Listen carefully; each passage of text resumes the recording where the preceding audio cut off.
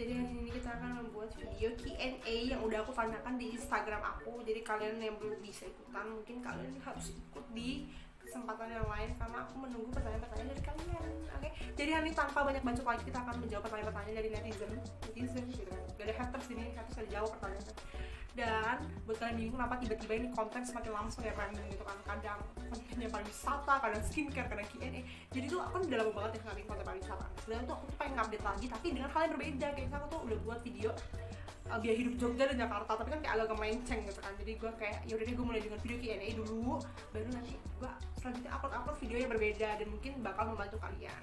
Jadi please support channel aku dengan cara subscribe dan jangan lupa follow Instagram aku di sini. Oke, tanpa banyak bacot lagi langsung aja kita pertanyaan ke satu. Tips percaya diri dari Garvia. Jujur ya guys, aku tuh nggak pernah ngerasa aku tuh percaya diri. Lebih kayak aku tuh orangnya nggak punya malu dan kayak terus pengen belajar aja. Jadi kayak kalau orang belajar nggak masalah dong kalau dia salah. Jadi aku lebih ngerasa kayak aku tuh belajar, jadi nggak masalah kalau gue salah karena gue masih belajar.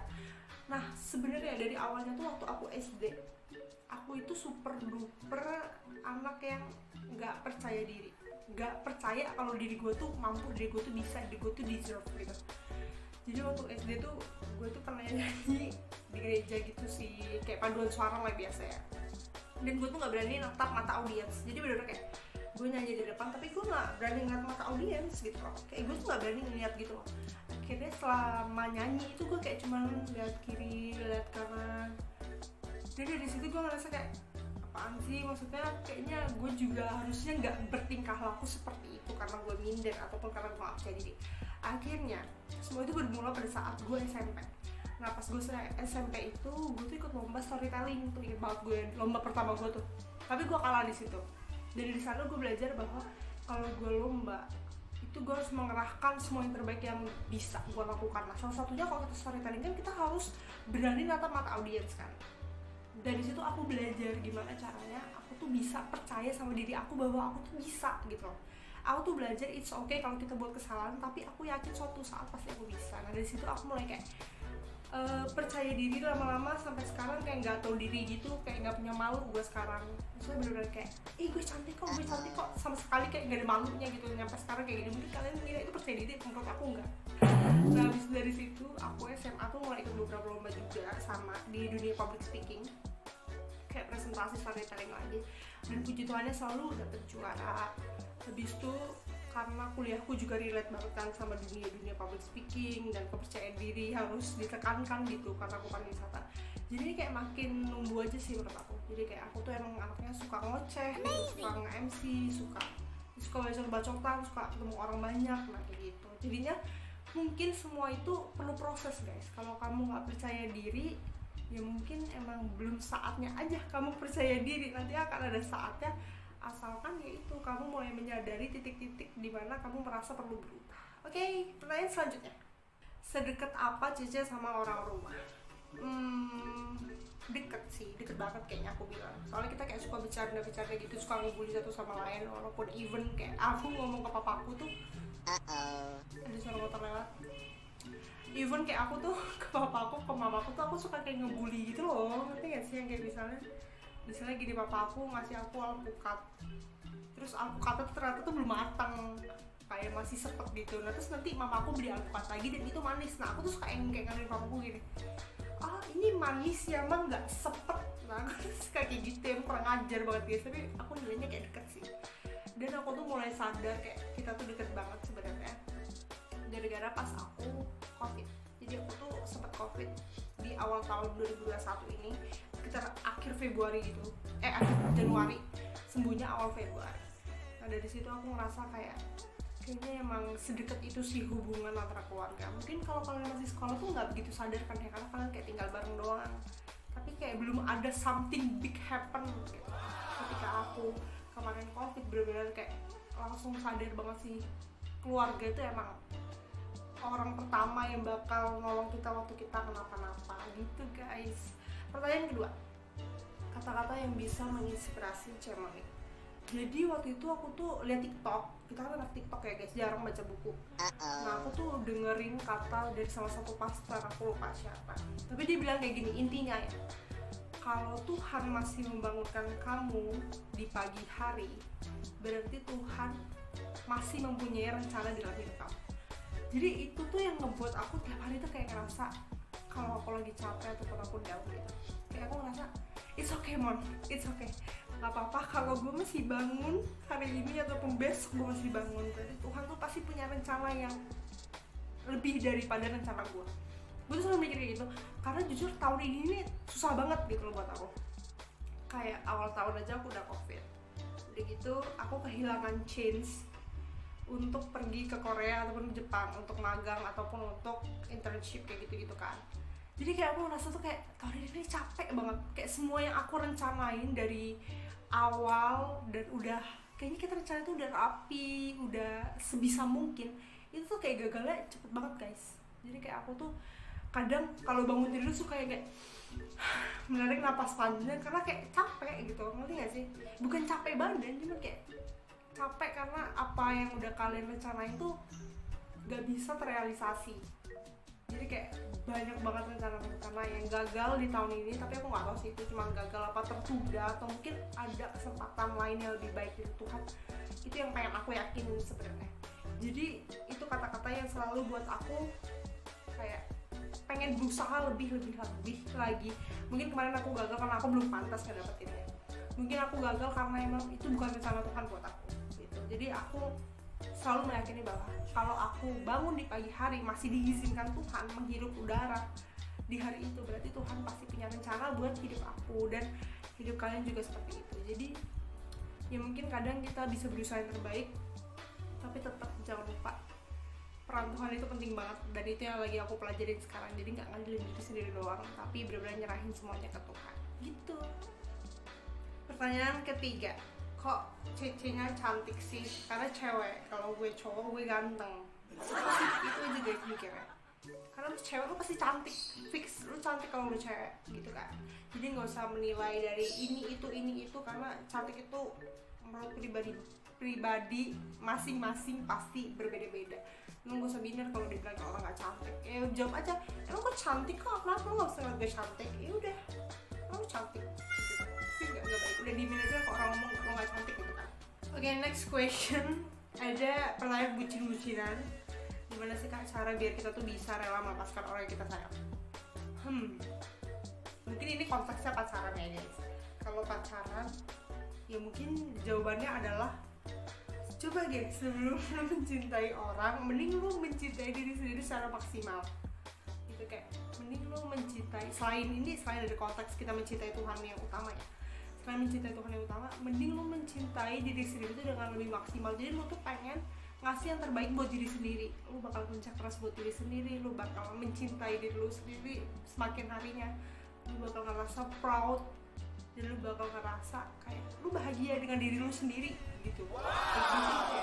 Soalnya kayak kalau sebelumnya aja nggak ada dia di hidup kamu, kenapa kamu mesti mengharuskan orang itu ada di hidup kamu secara terus-menerus? Apalagi kalau emang udah dia yang lepasin ya udah.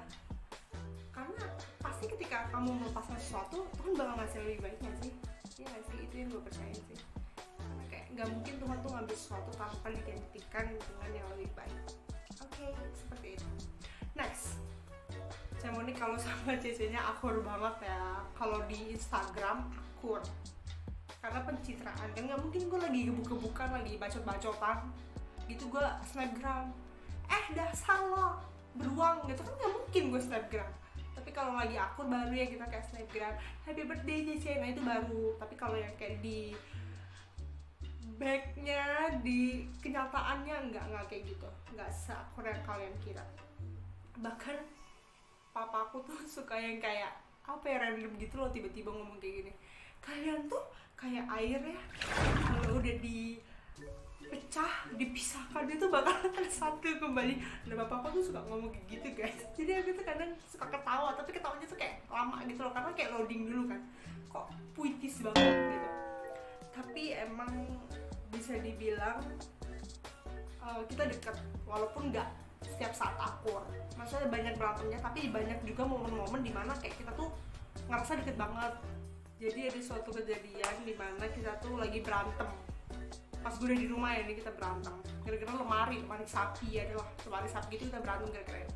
Terus kita tuh bacot-bacotan, nyolot-nyolotan gitu kan. Papa ngomong kayak gini tiba-tiba, giliran yang satu sakit nangis-nangis, nanti aja. Jadi kayak ya emang dekat, cuman nggak selamanya akur seperti itu. Dan kayak wajar nggak sih, kakak adik kan emang kayak gitu ya, pembelaan diri. Next, gimana caranya biar bisa jadi cici hits?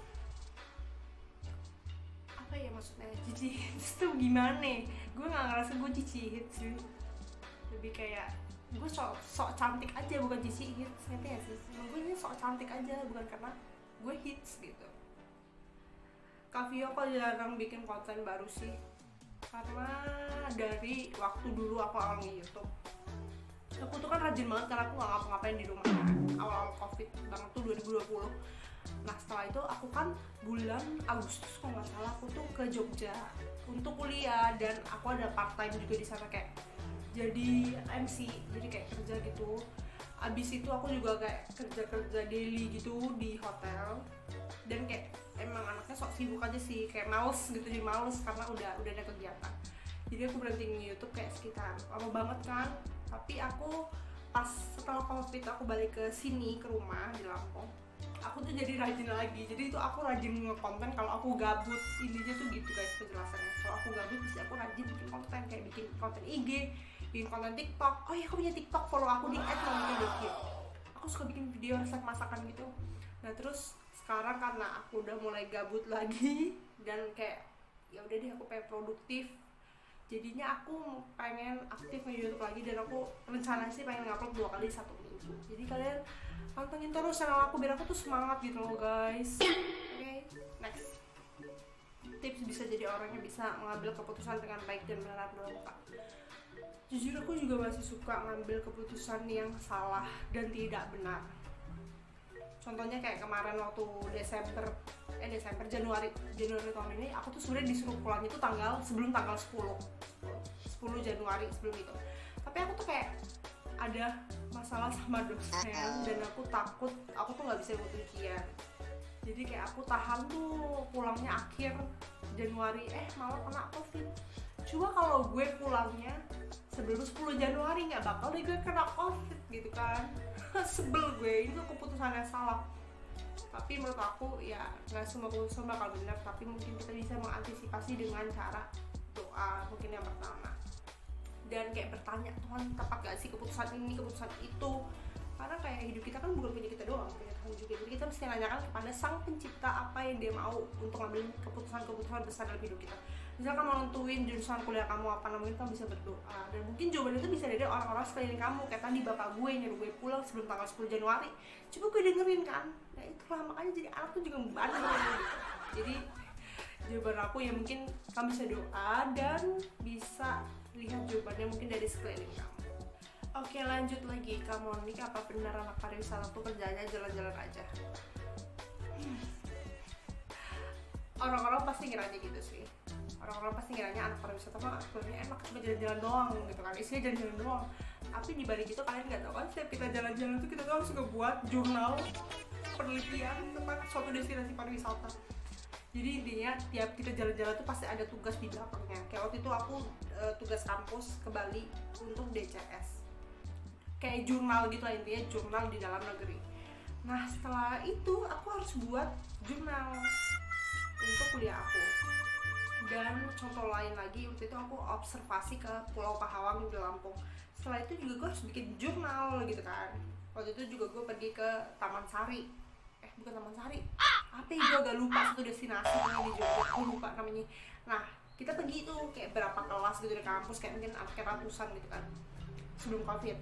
Nah itu juga pelan-pelan gue bikin tugas. Intinya yang kalian lihat tuh jalan-jalannya doang, tugasnya kalian tuh nggak lihat gitu loh guys gitu. Yang kedua, ada yang kangen kakak loh. Oh makasih, tapi aku kangennya duit, soalnya gue udah lama nggak bertatapan dengan duit gitu loh. Jadi gue kangennya sama duit. Amazing. Next, tips traveling ala anak pariwisata dan kerja. Kalau buat gue pribadi ya, sebenarnya itu perbedaannya nggak signifikan sih sebelum aku menjadi anak pariwisata dan sesudah aku menjadi anak pariwisata selama traveling. Cuman yang beda banget dari aku ketika aku udah kuliah, jadi lebih kayak peduli sama hal-hal kecil. Contohnya misalnya gue ini pergi nih ke suatu kawasan wisata alam, tapi pengelolaannya tuh yang kayak gak sustainable, ya mau gak sih? Jadi mungkin dia mengelolanya agak-agak gerasak gerusuk tanpa memikirkan keberlangsungan itu destinasi sampai nanti. Nah itu gue kayak bakal jadi kayak julid gitu lah, kayak ini gimana sih, masa pohonnya ditebang gini-gini, misalnya kayak gitu. Atau contoh lainnya kayak misalnya gue lihat pantai banyak sampah, apa sih, gue julid di dalam hati gitu, kayak ini gimana sih pengelolaannya, kayaknya di destinasi itu nggak dikelola dengan baik, ini bersih pada dibersihin sampahnya, bukannya gimana. Tapi kan balik lagi ya, bukan berarti gue ngehujat, gue ngejulit itu bener gitu. Kadang nggak semuanya bener, kadang kan itu cuma julid doang kan, tanpa tahu kenyataannya. Nah kadang itu sih yang lebih beda dari aku, karena aku jadi dikit-dikit julid gitu. Dan aku lebih yang kayak meng-appreciate. Jadi kayak misal aku ngeliat suatu destinasi wisata yang rame banget, terus aku bilang kayak begini, hebat nih kayaknya pengelolaannya, kayaknya tahu deh market dia di mana, pasar dia di mana, keunggulan destinasinya di mana, harus ditonjol di mana, harus dikembangkan di mana. Aku tuh bakal mikirin hal-hal kecilnya lebih yang kayak gitu. Kakak kan ambil pariwisata di saat pandemi gini, ngaruh banget nggak sih kan dalam perkuliahan? Aku pikir nggak terlalu ngaruh sih. Bedanya cuman kalau dulu kan kita kuliahnya itu ke kampus pakai seragam lengkap, pantopel, sekolah segala macam. Cuma sekarang kan bisa dari rumah. Jadi kayak mungkin lebih memudahkan. Terus juga tadinya kita jalan-jalan mulu, sekarang lebih kayak observasi dari YouTube dan dari ya pokoknya lebih kayak yang online gitu deh. Udah gitu juga mungkin agak kurang efektif kali ya pembelajarannya, karena kita kan mungkin harus melihat destinasi secara langsung, kayak ngamati, observasi. Sekarang jadi kayak agak-agak sulit gitu gara-gara pandemi dan high risk juga kan, jadi kayak kalau nekat juga agak-agak gimana gitu. Terus juga yang ngaruh di aku ya secara pribadi, ini mungkin nggak ngaruh di teman-teman aku, jadi aku tuh mikir 2 kali untuk magang ke Bali karena kondisinya lagi kayak gini. Jadi even gue udah kena covid gitu, gue udah kayak pernah ngerasain, gue jadi nggak pengen lagi diisolasi, di karantina tuh gue jadi nggak pengen lagi guys, karena gue udah pernah kena dan gue tahu kayak aduh betapa pusingnya lo mikirin hidup dan mati gitu. Jadi kayak gue mikir lagi sih kalau gue mau magang apa enggak, gue cari kelulusan. Dan gue kayak mikir bisa nanti deh, soalnya gue juga kan pernah kayak part time di MC dan MC-nya di konsultan, jadi kayaknya itu bisa gue pakai buat magang. Jadinya mungkin yang ngaruh apa enggak itu di keputusan lu, jadi lebih berhati-hati. Walaupun sebenarnya itu mungkin nambah value, kalau magang kan kita dapat experience, jadi bisa dapat maybe pengalaman dan value yang lebih gitu selama kita kuliah. Oke, next pertanyaan perlu juga ya guys, nanti dipertanyaan kalau kayak baru berapa pertanyaan doang. Oh ya kak, kalau pantofel udah mangap mending ganti atau ke salah satu. Kalau sepatunya Louis Vuitton, kalau sepatunya Gucci, kalau sepatunya apa lagi ya, Dior gitu kan, mending lu reparasi di sol. Kalau sepatunya maksudnya yang kayak masih brand-brand yang cukup terjangkau, mending ganti deh, ya gak sih? Kayak gak worth it aja harga sepatunya 200.000, misalnya solnya habis 50.000, ya mending gue ganti gitu kan. Kita gimana? Next, sama ini bagi tips nilai tukar tinggi dong kak. Rekomen aku gak bisa tingkat sih orangnya. Oke, next, kakak kuliah ambil prodi apa? S1 pariwisata. Kuliahnya gimana kak? Kuliahnya sekarang ya, untuk sekarang aku di rumah dan aku nggak berencana untuk kembali ke Jogja dalam waktu dekat, karena kayak aku agak-agak riskan banget sih semenjak kena covid itu. Aku jadi kayak orangnya introvert, bahkan tadinya tuh kan aku nggak betah banget di rumah, sekarang tuh malah aku males kalau disuruh keluar rumah. Ya sih, kayak udah mending gue di rumah aja, rumah gue udah nyaman gitu loh sekarang kayak gitu. Bahkan kos aku aja di Jogja itu udah aku stop, jadi barang-barangnya aku kirim pulang ke rumah dan aku nggak ada kos lagi di Jogja. Tapi nggak tahu ya, kalau covid getting better, maybe aku bakal ke Bali mungkin Desember kalau udah mendingan banget dan udah nggak se-high risk ini sih resikonya. Next, penghasilan dari endorse-nya berapa kak? Banyak nggak? Relatif sih banyak apa enggak, karena aku nggak tahu ya banyak menurut aku, banyak nggak menurut kamu. Tapi kalau menurut aku sendiri nggak banyak. Kalau menurut aku ya, dibandingin sama pekerjaan yang sebelumnya aku lakukan, jujur endorse itu duitnya nggak terlalu banyak. Karena juga ya kalian tahu kan, aku tuh bukan influencer yang udah besar gitu loh, kayak Instagram aja baru 7.000. YouTube ini aja baru 150-an subscriber, jadi kayak ya mau ngarepin apa juga, kita nggak bisa ngasih red card tinggi sementara yang kita punya tuh belum sebagus itu gitu. Dan kalau nanya berapa penghasilannya, ya beda-beda tiap bulan atau tiap minggu, beda-beda tergantung kita mau ngambil berapa kan endorse dan berapa endorse yang datang ke kita. Tapi kalau aku sih nggak pernah ngasih red card yang tinggi banget gitu. Kayak aku tuh selalu usahain ngasih red card tuh di bawah 100.000, walaupun kadang almost 100.000 tuh ya ada beberapa lah, cuman ya itu, jadi menurut aku nggak banyak karena aku juga ngasih red card atau ngasih tarif endorse aku nggak pernah yang tinggi gitu. Next, cita-citanya apa kak? Cita-cita aku itu pengen traveling tapi dibayar. Jadi kayak aku tuh pengen hidup aku kerjanya travel around the world every day, tapi aku dibayar dari hal yang aku lakuin. Next, please tell me apa yang bikin kamu pede banget ikut kegiatan ini tuh. Karena rasa pengen belajar tadi ya, kayak aku sebutin di jawaban sebelumnya, karena aku ngerasa aku tuh masih belajar. Jadi ketika aku organisasi, aku nge-MC, mungkin aku ngapain deh, aku selalu ngerasa aku itu belajar. Jadi nggak ada yang salah dari namanya belajar. Pasti kamu buat kesalahan, pasti kamu jatuh dan kamu bangun, jatuh bangun. Cuman ya it's the process, right? Nggak mungkin kamu mau skip prosesnya langsung jadi wah kayak the perfect one, nggak mungkin sih buat aku.